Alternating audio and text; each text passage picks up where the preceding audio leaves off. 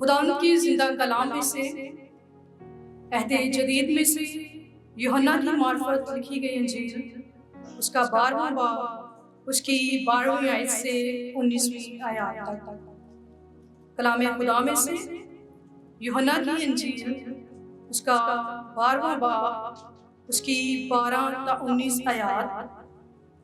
کلام خدا میں یوں رقم ہے: دوسرے دن بہت سے لوگوں نے جو عید میں آئے تھے یہ سن کر کہ یسوع یروشلم میں آتا ہے، کھجور کی ڈالیاں لیں اور اس کے استقبال پر نکل کر پکارنے لگے کہ ہوشنا، مبارک ہے وہ جو خداوند کے نام پر آتا ہے اور اسرائیل کا بادشاہ ہے۔ جب یسوع کو گدھے کا بچہ ملا تو اس پر سوار ہوا، جیسا کہ لکھا ہے کہ اے صیون کی بیٹی مت ڈر، دیکھ تیرا بادشاہ گدھے کے بچے پر سوار ہوا آتا ہے۔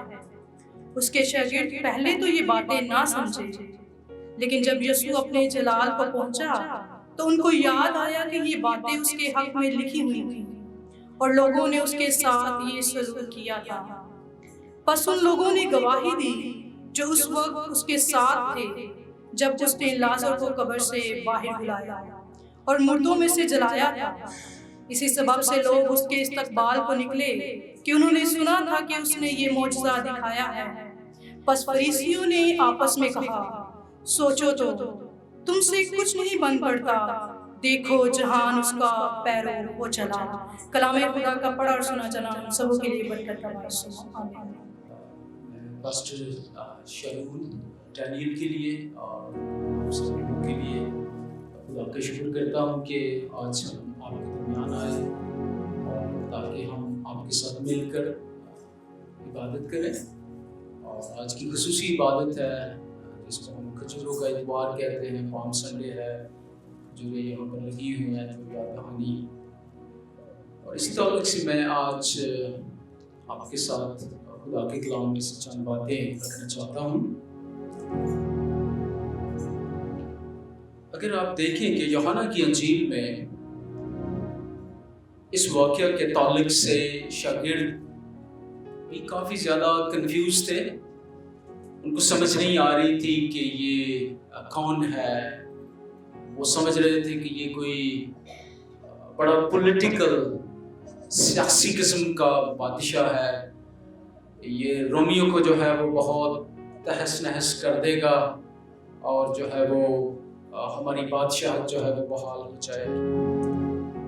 لیکن جو ہی ہم اعمال کی کتاب میں داخل ہوتے ہیں تو لگتا ہے کہ مسیح کے ایون کے جی اٹھنے کے بعد تک بھی شاگرد بہت کنفیوز، بہت زیادہ ان کی جو مسیح کے تعلق سے جو سوچ ہے یا تصویر ہے وہ زیادہ واضح نہیں ہے۔ اگر آپ دیکھیں کہ اعمال کی کتاب اس کے پہلے باب کی 6 آیت میں انہوں نے ایک سوال کیا خداوند سے، اور یہ وہ وقت ہے جب خداوند آسمان پر اپنے جی اٹھنے کے بعد 40 دن تک اپنے شاگردوں کے پر ظاہر ہوتا رہا، مختلف نشانوں کے ساتھ ان کو اپنے جی اٹھنے کے اس نے ثبوت دیے، لیکن وہ ابھی تک جو ہے وہ بہت زیادہ جو ہے وہ کنفیوز دکھائی دیتے ہیں۔ آپ دیکھیں کہ انہوں نے کیا خداوند سے سوال کیا۔ پس انہوں نے جمع ہو کر اس سے پوچھا، آئے خداوند، کیا تو اسی وقت اسرائیل کو بادشاہی پھر عطا کرے گا؟ اور یہ جو سوال ہے یہ اس کے اندر آپ دیکھیں، اس کے اندر بہت سارے جس کو ہم گرامر کی روح سے کہتے ہیں کہ ناؤنز بھی ہیں، اس کے اندر وربز بھی ہیں، فعل بھی ہے، اسم بھی ہے، اور آپ ان کا غور مطالعہ کریں تو لگتا ہے کہ ہر چیز میں وہ کنفیوز۔ اس میں سے 3 خاص باتیں ہیں، پھر ہم اس کو یوحنا کی انجیل کے ساتھ بھی دیکھ سکتے ہیں۔ اگر آپ اس میں دیکھیں کہ اس میں جو ورب ہے جس کو ہم فعل کہتے ہیں وہ کیا ہے؟ وہ کہتے ہیں کہ بادشاہی پھر عطا، تو پھر بحال کر دے گا، ریسٹور کر دے گا انگریزی میں۔ تو آپ دیکھیں کہ ان کا جو بادشاہی مسیح کی بادشاہی ہے، خدا کی بادشاہی ہے، اس کے تعلق سے وہ کیا سوچ رہے تھے، وہ کیا سمجھ رہے تھے؟ انہوں نے کہا کہ تو پھر جو ہے وہ بحال کر دے گا۔ اور جب میں اس کو دیکھتا ہوں تو میں سوچتا ہوں کہ ان کے ذہن میں جو بادشاہی کا تصور تھا، کانسیپٹ تھا، وہ یہ تھا کہ یہ ٹیریٹوریل بادشاہی ہے، یعنی اس کا کوئی محل وقوع ہے۔ جیسے ہم پاکستان میں رہتے ہیں تو پاکستان کی یہاں پر حکومت، اب جو اسرائیل ہے ان کا بھی ایک ان کی حد بندی تھی کہ بھئی یہاں سے یہاں تک وہ جس کو ملک کنعان، ملک معاہدہ، جو خدا نے ان کو زمین دی، ان کا تعلق تھا کہ یہی بس یہاں پر خدا کی بادشاہی ہے۔ اور اسی بات کو وہ سمجھ، تو لگتا ہے کہ ان کے ذہن میں کیا ہے، ایک ٹیریٹری ہے، ایک ایسی جگہ ہے جہاں پر خدا کی بادشاہی، اور سمجھتے کہ صرف اور صرف یہیں پر جہاں پر خدا نے ان کو جو ہے وہ ملک دیا، ان کو ملک کنعان اور اس کی حد بندی، ان کے ذہن میں تو وہی چل رہی ہے۔ دوسرا اس میں جو عنصر ہے یا ہم پہلو دیکھ سکتے ہیں وہ کیا ہے، سیاسی، پولیٹیکل۔ ان کے ذہن میں تھا کہ کوئی سیاسی بادشاہت جو ہے وہ قائم ہوگی، جیسے ساؤل پہلا بادشاہ تھا، اس کے بعد داؤد خاص طور سے جس کے دور میں بادشاہی بہت ان کی پھیل گئی، اس کے بعد اس کا بیٹا سلیمان، اور پھر بادشاہی وہ تقسیم ہو گئی دو حصوں میں، ایک طرف 10 قبیلے ہو گئے اور ایک طرف 2 قبیلے رہ گئے، اور وہ دونوں بادشاہیاں وقت کے ساتھ ساتھ ایک تو تقریباً کوئی 7.5 صدیاں پہلے ہی برباد ہو گئی، اور دوسری جو ہے وہ اور زیادہ، جو داؤد کی نسل کے بادشاہ تھے وہ کچھ اور دیر تک بادشاہی یہودا پر کرتے رہے، اور وہ بھی تقریباً کوئی 150 سال بعد کوئی 6 صدی میں جا کر وہ بھی بابل نے اس کو برباد کر دیا۔ اس کے بعد وہ بحال تو ہوئے، لیکن کبھی ان کے پاس داؤد کی بادشاہی نہیں، جس طرح سے ان کی اپنی حکومت، اپنا سارا کچھ نظام، اور اس کے لیے وہ ایک طرح کے ترسی گئے تھے اور سوچ رہے تھے کہ خدا کب اس بادشاہی کو بحال کرے گا۔ اور نبیوں کے معرفت تو کلام میں کچھ ہمیں ایسے اشارے ملتے ہیں کہ جس میں خدا نے کہا کہ ہاں میں یہ بادشاہی جو ہے وہ بحال کروں گا، اور اسی لیے وہ اس بادشاہی کی بحالی کے لیے سوچ بھی رہے تھے اور خدا سے دعا بھی کر رہے تھے کہ خداوند یہ تو کب عطا کرے گا۔ اور آپ دیکھیں کہ وہ یہی سوچ رہے تھے کہ شاید اسی وقت ابھی تو یہ کیا کرے گا، بحال کر دے گا، ریسٹور کر دے گا یہ بادشاہی۔ تو ان کے ذہن میں بادشاہی کا تصور بہت ڈیفرنٹ ہے۔ اور آپ دیکھیں جو پیسج ہم نے پڑھا ہے یوحنا کی انجیل کے 12ویں باب میں، اس میں بھی اسی قسم کی توقعات نہ صرف شاگردوں کی تھی بلکہ کن کی ہیں، لوگوں کی بھی یہی تھی، اور اسی لیے وہ کھجور کی ڈالیاں اپنے ہاتھوں میں جو ہے وہ لیے ہوئے تھے۔ اور اس سے پہلے ایک بہت عجیب واقعہ یوحنا کی انجیل کے 11ویں باب میں ہمیں ملتا ہے کہ اس نے ایک 4 دن کے مردے کو قبر میں سے زندہ کیا تھا۔ اس نے کہا تھا نکلا، اور وہ اس کے گواہ تھے، انہوں نے اس کو دیکھا تھا کہ یہ کس قدرت کا، کس طاقت کا مالک ہے کہ اگر یہ مردے کو کہتا ہے کہ تو نکلا تو وہ کفن سمیت قبر سے نکل آتا ہے، تو اس کی قدرت، اس کا جو ہے وہ کس قدرت کا مالک ہے۔ اور اس وقت عید فصح ہے، زائرین جو تھے وہ پوری دنیا سے، جو یہودی بکھرے ہوئے تھے، وہ عید فصح منانے کے لیے یروشلم میں آتے تھے، اور کوئی زیتون پر انہوں نے اپنے خیمے لگائے ہوں گے، لوگ رہ رہے ہوں گے، تقریباً کوئی 20 سے 25 لاکھ لوگ ہر اس عید پر ہر سال یروشلم میں جمع ہوتے۔ تو آپ دیکھیں کتنے زیادہ لوگ ہوں گے، کتنی بڑی بھیڑ ہوگی، اور وہ سارے کے سارے جو ہیں انہوں نے اس واقعہ کو بھی سنا تھا کہ قبر سے اس شخص نے جو ہے وہ ایک شخص کو زندہ کیا۔ تو اب ان کی توقعات مسیح سے بہت مختلف تھی۔ وہ یہ سوچ رہے تھے کہ یہ اگر موت پر اختیار رکھتا ہے تو رومی اس کے سامنے کیا، ان کو تو یہ تہس نہس کر کے رکھ دے گا جو ہی یہ یروشلم کیا۔ اسی سوچ کے ساتھ وہ کیا کر رہے تھے، نعرے لگا رہے تھے، ہوشنا، مبارک ہے وہ جو خداوند کے نام سے آتا ہے، ہوشنا۔ یعنی ان کا یہ تھا کہ یہ پھر بحال کرنے آ رہا ہے اس بادشاہی کو جو داؤد کی بادشاہی ہے۔ ان کے ذہن میں بہت سیاسی تصور ہے مسیح کا، اس پولیٹیکل سسٹم کو جو داؤد کی بادشاہی میں قائم کیا گیا وہ پھر سے بحال جو ہے وہ کیا جائے گا۔ اور اگر آپ جو خداوند یسوع مسیح کا شاہانہ داخلہ اس کو مرکز کی انجیل میں پڑھے نا، تو وہاں پر انہوں نے یہ نعرہ لگا رہے تھے وہ سارے مل کر کہ ہوشنا، مبارک ہے ہمارے باپ داؤد کی بادشاہی جو واپس آ رہی ہے، It's coming back۔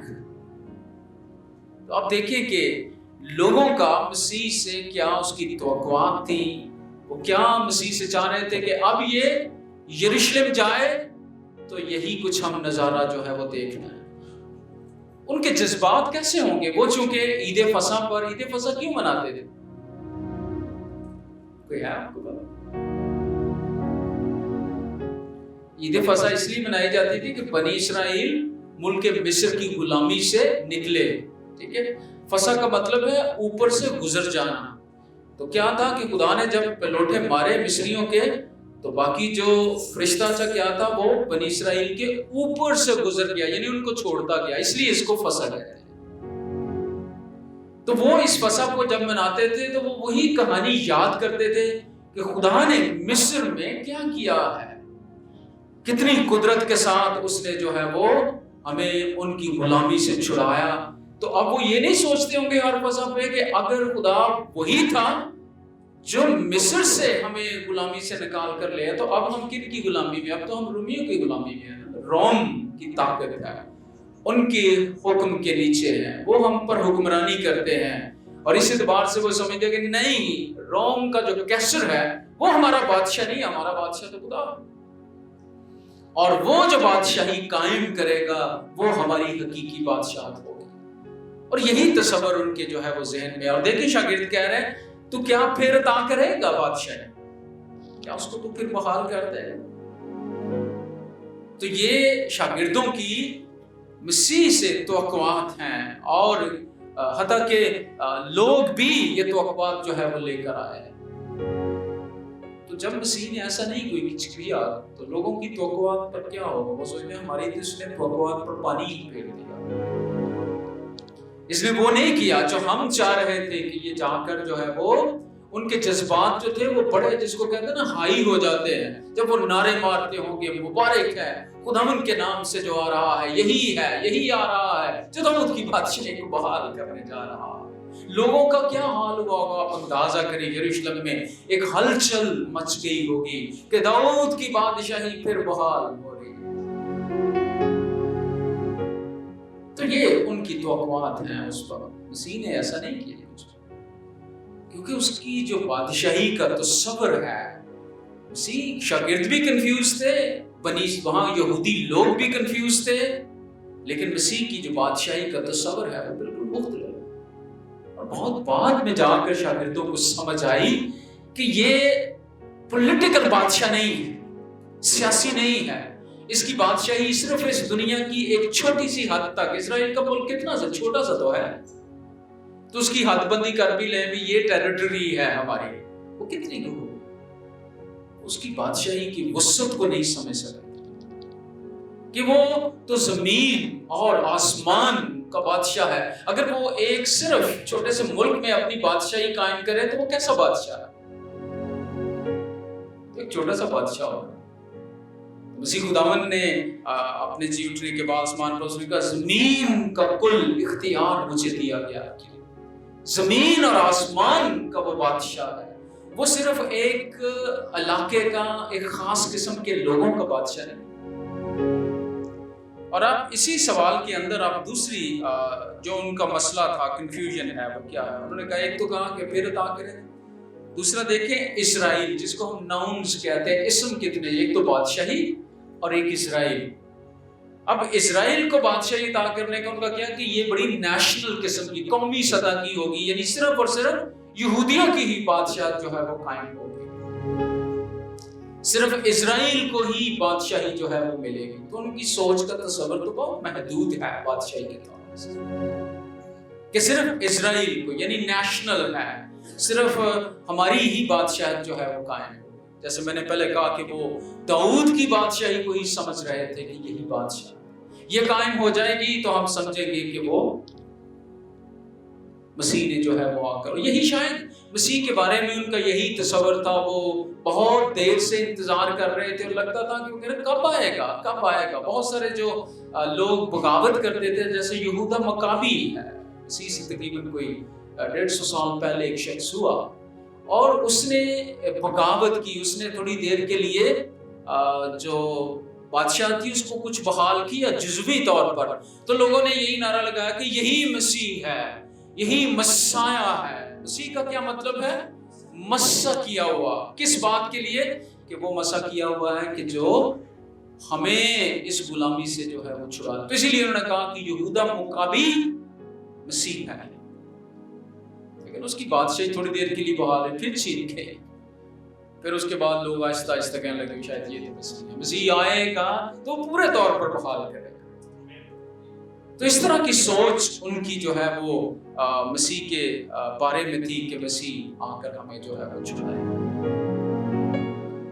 اور اس طرح سے مسیح کے بارے میں وہ سوچ رہے تھے کہ وہ مسیح جو ہے وہ آنے والا ہے, وہ ہمیں جو ہے وہ چھڑائے گا. اور آپ دیکھیں کہ 13ویں آیت میں یوحنا کی انجیل میں ہم دیکھتے ہیں کہ وہ مسیح سے کیا توقعات انہوں نے لگائی تھی. انہوں نے کہا ہوشنا, مبارک ہے وہ جو خداوند کے نام سے آتا ہے. یہ زبور 118 جو ہے اس میں یہ سب کچھ درج ہے. تو وہ زبور 118 کو اور اس کی 24 سے لے کر 26ویں آیت کو پڑھے تو وہاں پر یہ سارے نعرے درج ہیں. وہ زبور 118 ہی بار بار دہرا رہے تھے کہ یہ وعدہ ہے, خدا نے پرومس کیا ہے ہمارے سے. تو خدا جو اپنے وعدوں میں سچا ہے تو اب یہ وعدہ خدا کا سچائی کے ساتھ پورے طور پر اب یہ پورا ہو رہا ہے. تو وہ اس کو جو ہے وہ جب وہ کہہ رہے تھے ہوشنا, عبرانی زبان میں اس کا مطلب ہے کہ آئے خداوند تو ہمیں بچا لے, ہمیں چھڑا لے.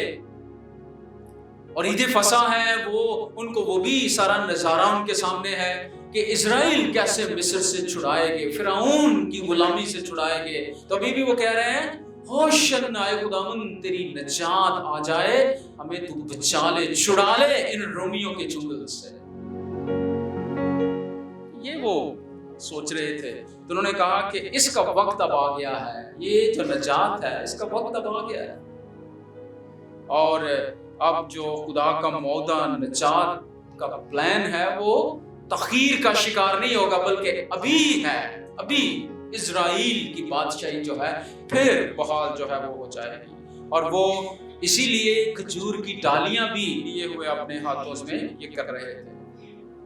اگر آپ دیکھیں پہلے سیموئیل کی کتاب میں اور اس کے 18ویں باب کی 6 سے لے کر 7 آیت میں, تو آپ دیکھیں وہاں پر جب اسرائیل داؤد نے جاتی جولیت کو مارا اور وہ جب واپس جنگ کر کے آ رہے تھے تو سارے اسرائیل سے خواتین لوگ نکل کر داؤد بادشاہ کے استقبال, انہوں نے بھی اپنے ہاتھوں میں ڈالیاں جو پکڑی. تو یہ کیا تھا؟ نشان, فتح کا نشان. اور آپ دیکھیں کہ مکاشفہ کی کتاب کے 7ویں باب میں بھی ایک نظارہ ہے کہ جو بھیڑ برے کے سامنے ان کو بھی کیا دکھایا ہے, ان کے ہاتھوں میں بھی کھجور کی ڈالیاں اپنے ہاتھوں میں لے برے کے سامنے جو ہے یہ فتح کا نشان ہے کہ خدا جو ہے وہ کس طرح سے فتح مند جو ہے وہ ہوا.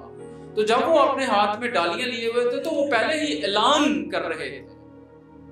ان کے لیے یہ تھا کہ فتح ہو گئی, ہمیں فتح مل گئی, اس نے ہمیں جو ہے وہ فتح دلا دی ہے. کسی قسم کا ان کو شاید ڈاؤٹ نہیں تھا کہ فتح تو ہو گئی.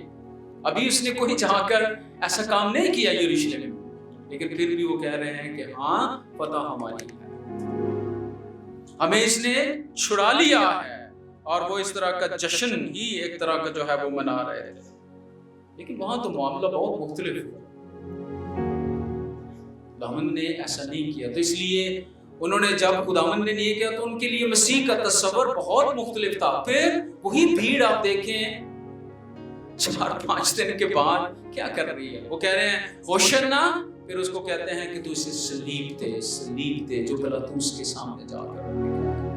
اس میں سے وہی لوگ ہوں گے نا جو کہہ رہے تھے مبارک ہے وہ جو خداوند کے نام سے آتا ہے، وہی کہہ رہے ہیں آپ اس کو سلیب دے سلیب دے سلیب دے. کیوں؟ کیونکہ ان کی توقع کے مطابق وہ نہیں. لیکن میرا مسیح ایسا نہیں ہو سکتا. اور بعد میں آپ دیکھیں بہت دیر تک مسیحی جو تھے یہودی اس بات سے ٹھوکر کھاتے رہے کہ یہ جو مسیح ہے، جب وہ کہتے تھے یہ مسیح مصلوب ہے، یعنی جو صلیب پر لٹکایا گیا، تو یہودی ٹھوکر کھاتے تھے. کیونکہ کیا ان کی شریعت کہتی ہے؟ شریعت کہتی ہے کہ جو لکڑی پر لٹکایا گیا ہے وہ کیا ہے؟ لعنتی ہے. تو انہوں نے کہا یہ مسیح ہمارا نہیں ہے.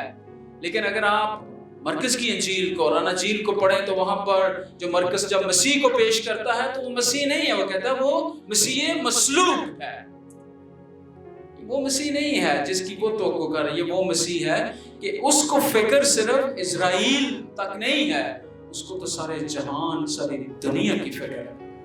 تو اسی لیے صلیب پر چڑھ گیا. اور شاید رومیوں سے تو کوئی بھی انسان، کوئی بھی لیڈر، کوئی بھی پولیٹیکل، جس طرح یہودا مقابل اس طرح کے اور بھی لوگ جو ہیں وہ آ کر چھڑا سکتے تھے، اور بھی رومیوں کی حکومت کسی وقت ختم بھی ہو گئی. لیکن جس چنگل سے وہ چھڑانے کے لیے آیا اس سے کوئی بھی نہیں چھڑا سکتا تھا مسیح کے بغیر. کون سا؟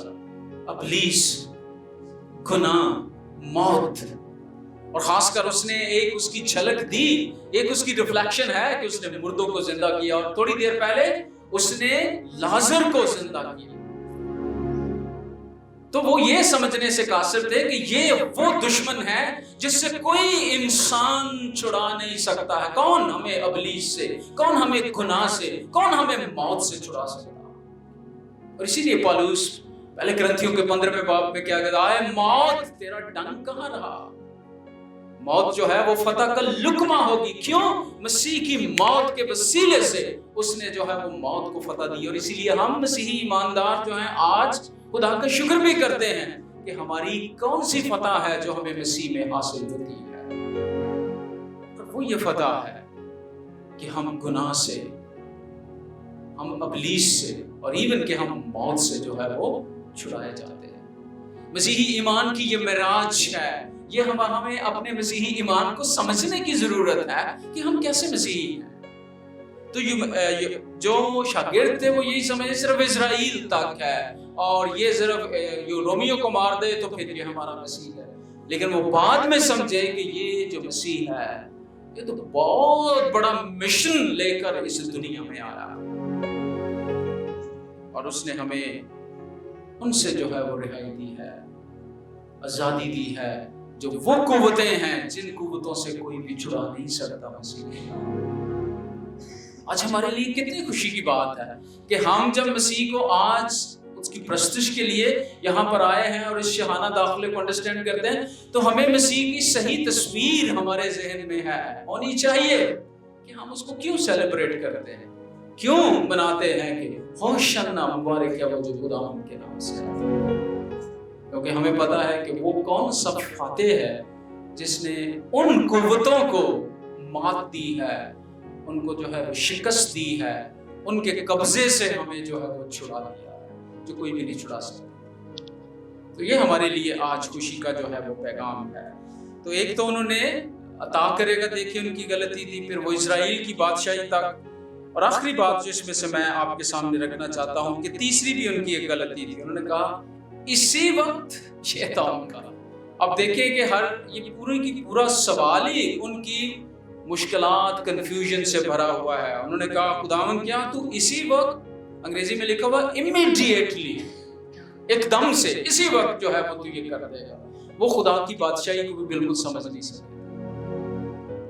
ایک تو ان کا یہ تھا کہ خدا کی بادشاہی کا تصور کیا ہے، بڑا سیاسی سا ہے، بڑا جو ہے وہ محلے وقوع جس کی کوئی جو ہے وہ حد بندی ہوگی. پھر ان کا یہ نیشنل ہے، صرف اسرائیل تک ہے. انہوں کو نہیں یہ سمجھے تھے کہ مسیح کی بادشاہی جو ہے وہ پورے جہان تک ہے، ایون کہ زمین اور آسمان تک اس کی بادشاہی پھیلی ہوئی ہے، اس کو پھیلاؤ بہت بڑا ہے. اور تیسری بات یہ تھی کہ وہ یہ سوچ رہے تھے کہ ابھی تو اس کو جو ہے وہ بحال کر. اسی لیے تو بڑے وہ اینکشس ہو رہے تھے نا کہ وہ خدا کی بادشاہی کی جب خداوند نے بہت ساری تمثیلیں کہیں تو وہ پریشان بھی تھے. اور شاگرد نہیں اس کے پاس آ گئے کہ جب تو اپنے جلال میں آئے، اپنی بادشاہی میں آئے تو یوحنا اور یعقوب کہنے لگے کہ ہم میں سے ایک تیری دائیں طرف بیٹھے، ایک تیری بائیں طرف بیٹھے، اور دوسرے جو ہیں وہ اس کی انہوں نے اپنی ماں سے بھی کہا کہ جا کے دکھاؤ، کیونکہ وہ مسیح کے کزن بھی تھے، تو انہوں نے کہا اگر ماں تو اس کی آنٹی لگتی ہے، تو جا کے اس کو کہا ہماری سفارش کر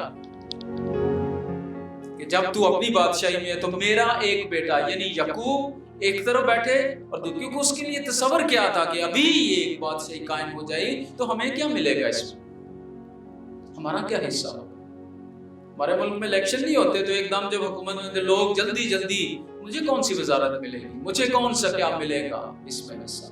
اسی طرح کی سوچ ان کی تھی، اور اسی لیے وہ اس کے گرد ان کی سوچ گھوم رہی تھی کہ اس بادشاہی میں، کیونکہ ان کا بڑا تصور محدود تھا، دنیاوی تھا، کہ اس میں ہمارا حصہ کیا ہوگا، ہم کس طرح سے اس کے ساتھ جو ہے وہ بادشاہ۔ اسی لیے ان کے اندر بحث بھی تھی شاگردوں کہ ہم میں سے بڑا کون ہے۔ یہی تھا نا کہ جو بڑا ہوگا اس کو زیادہ حصہ ملے گا۔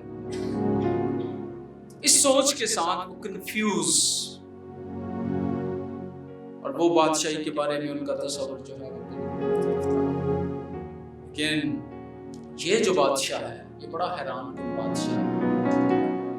یہ بادشاہ جو ہے، یہ جو نجات دہندہ ہے، یہ بڑا حیران کن ہے، یہ فاتح حیران کن ہے۔ وہ اس طرح کی بادشاہی قائم نہیں کرنے آیا، بلکہ اس نے جو ہے وہ بادشاہی جو ہے وہ بہت بڑی ہے۔ وہ صرف ٹیریٹری تا نہیں بلکہ وہ زندگیوں کا بادشاہ ہے، ہمارے دلوں میں رہتا ہے۔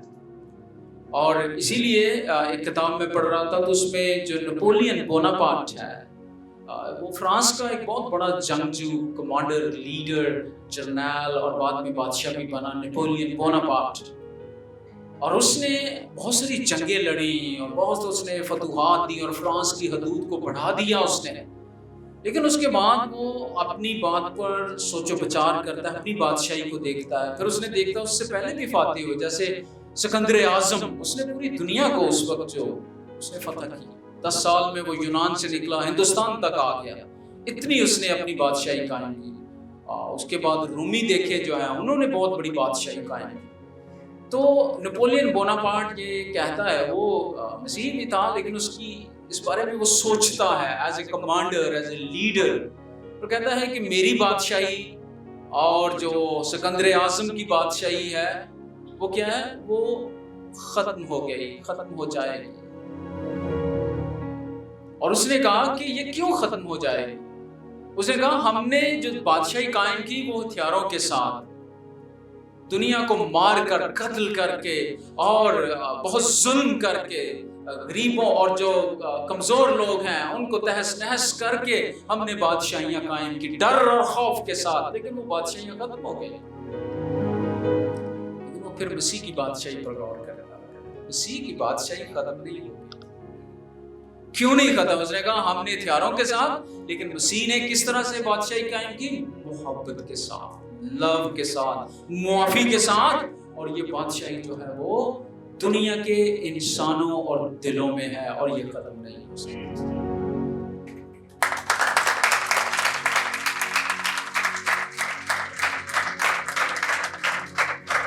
تو آپ دیکھیں کہ جو ہمارا بادشاہ ہے، جو مسیح ہے، جس کو ہم سیلیبریٹ کرنے کے لیے آج اوشننا کہتے ہیں، تو اگر وہ میری اور آپ کی زندگی کا بادشاہ نہیں ہے تو کس طرح سے ہم بھی شاید شاگردوں کی طرح کنفیوز ہی ہیں، وہ کس قسم کا بادشاہ ہے؟